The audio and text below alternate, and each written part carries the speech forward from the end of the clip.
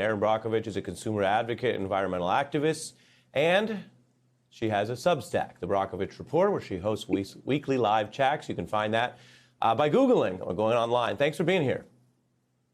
Hi, Ari. Thanks for having me. I have many questions, but we did the setup, so I'll give you the floor first. What are you thinking and seeing right now?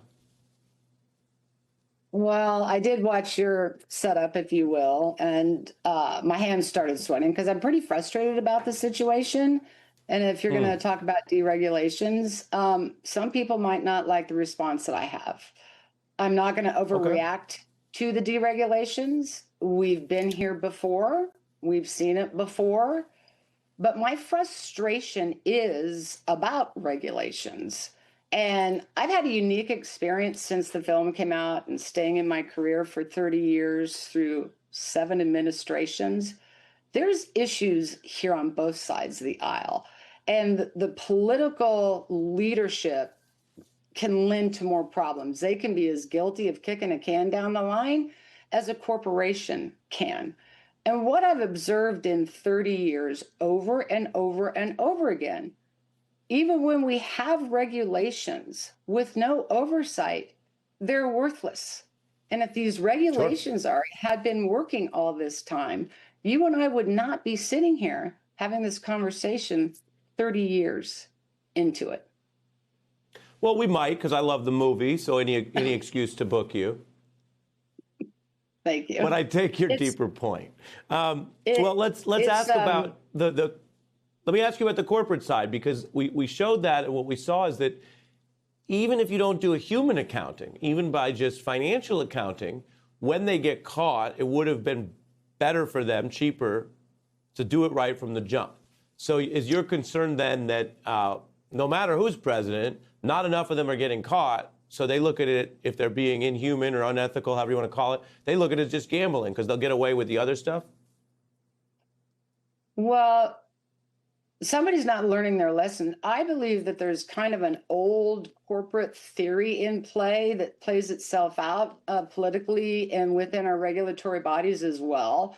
And that was the Ford Pinto theory. Not everybody's old enough to know that one. I am, hello, where they had the gasoline tank in the back. And when you rear-ended it, it blew up. But the company's decision was it was cheaper to run it and face the litigations than fix the problem. We have a huge problem here in this country with failing infrastructure. Every situation I've been involved in, I could go to all the fires, we could go to the water systems, we could go to lead in the water, we can talk about forever chemicals, we can go all the way back to Hinckley, began with infrastructure failures.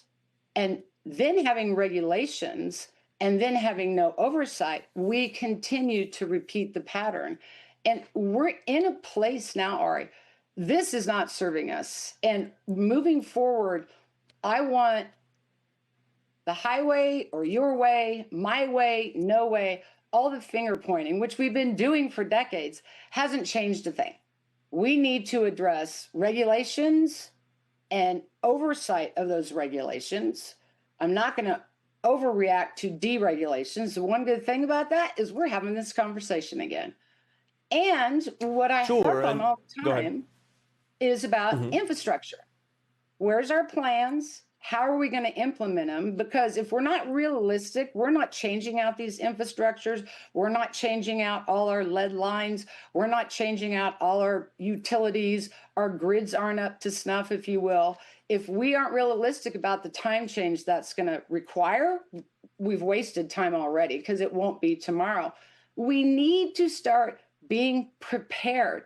And we are perfectly capable of doing that, whether it's through your own observation, listening to fire reports, getting to know your water, getting your water quality reports, following up on what regulations are or aren't. Has anybody had oversight?